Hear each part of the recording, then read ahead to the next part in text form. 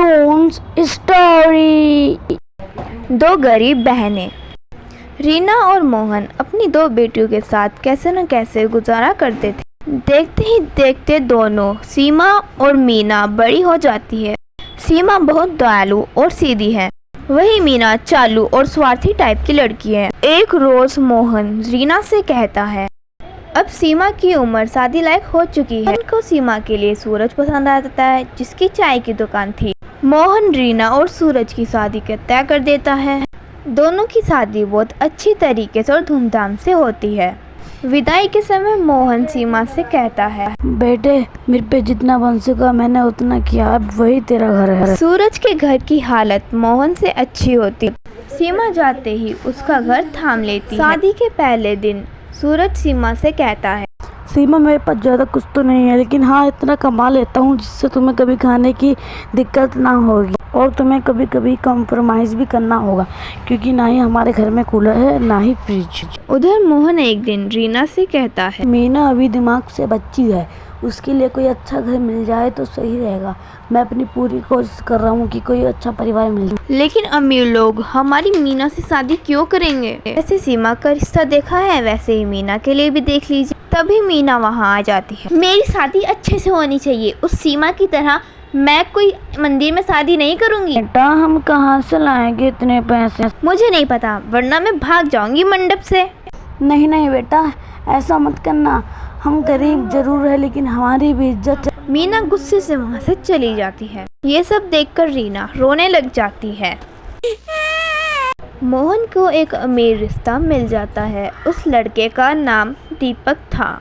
मोहन जिसके वहाँ काम करता था उससे कुछ पैसे उधार ले लेता है। मोहन घर आकर सब बताता है। मीना बेटी के लिए बहुत अच्छा रिश्ता मिला है। दीपक की खुद की बालों की दुकान है, उसके पास आज के जमाने वाली मोटर कार भी है। हमारी मीना बेटी राज करेगी।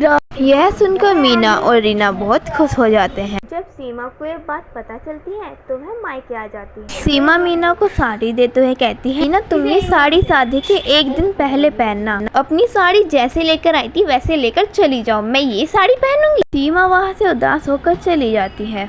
मीना और दीपक की शादी सीमा से भी अच्छी होती है। सीमा सूरज से कहती है, क्या मैं भी आपके साथ काम कराऊं? इससे हमारे ग्राहक भी दुगने होंगे और कमाई भी दुगनी होगी।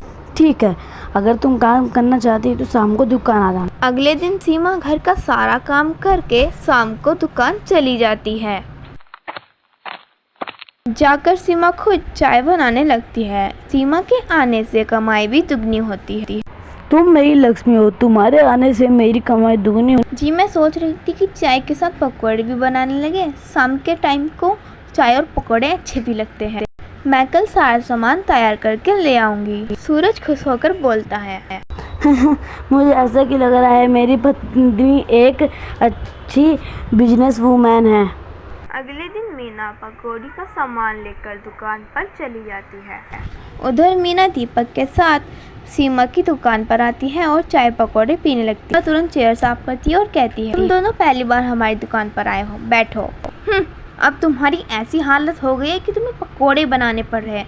मैं तुम्हारे यहाँ पर ये टूटी फूटी चेयर पे बैठने नहीं आई हूँ। बाहर जो कार खड़ी है ना, वो मेरी है और हम डेली घूमने जाते हैं। मीना सीमा की बेइज्जती करके वहाँ से चली जाती है। तब सीमा रोने लगती है और सूरज कहता है, इन बेवकूफ़ों के कारण तुम क्यों आंसू बहा रही हो? उसका पति भी कौन सा अमीर है। उन दोनों का काम दिन पे दिन बढ़ते जाता है और वे एक नई दुकान खरीद लेते हैं। इधर दीपक की दुकान में चोरी हो जाती है। चोर को पकड़ने के चक्कर में वह जख्मी हो जाता है, जिससे वह कमा नहीं पाता। कुछ ही दिनों में उनके घर का राशन भी खत्म हो जाता है। मीना रोड पर आ जाती है। एक दिन मीना इस सब का जिम्मेदार दीपक को बताकर उससे लड़ने लगती है। एक दाना भी नहीं है खाने को। तुम्हारी लापरवाही के कारण एक फल की दुकान थी, वो भी खराब हो चुकी है अब सारी। बेचारा दीपक अपनी कार बेचकर सारे पैसे लाकर अपनी मीना के हाथ में रख देता है। लो कुछ पैसे, जब तक मैं ठीक नहीं होता इससे गुजारा कर लो। सीमा और सूरज का काम, उन दोनों का काम दिन पे दिन फैलता जाता है और वे अमीर हो जाते हैं। दीपक के ठीक होने से पहले ही मीना सारे पैसे खर्च कर देती है। तुमसे कहा था ना कि सारे पैसे देख के खर्च करना, तुम्हें किसी की सुननी कहाँ है। ज्यादा सुनाओ मत, समझे? कोई भी लड़की तुम जैसे गरीब के घर शादी करके नहीं आती। हाँ, हाँ, जैसे तुम्हारी मायके बहुत अमीर है ना। के कारण दीपक को भीख मांगनी पड़ जाती है। वहाँ से जाते हुए सीमा और सूरज उसे देख लेते हैं। सीमा को देखकर दीपक रोने लगता है। ये क्या हाल बना लिया है तुमने, ये सब क्या हो गया। दीपक सीमा को सारी बात बता देता है। ये लो कुछ पैसे, और मीना को इसके बारे में कुछ मत बताना। जब तुम्हारा हाथ ठीक हो जाए हमारे पास काम पर आ जाना। दीदी, मैं मीना की तरफ से माफी मांगता हूँ, आप बहुत अच्छी। ऐसा मत कहो दीदी। सीमा और सूरज दीपक को अपनी कार में घर छोड़ने जाते हैं। की कार से उतरते हुए वह दीपक को देख लेती है और उनकी सारी बात सुन लेती है। अपनी गलती का एहसास हो जाता है और वह सीमा से कहती है, मुझे माफ कर दो, मैंने हर बार तुम्हें नीचे दिखाया और तुमने मेरी मदद की। ही सही, तुम्हें समझ तो आया ना। दीपक और मीना सूरज और सीमा के साथ काम करने लगे, खुशी खुशी रहने लगते।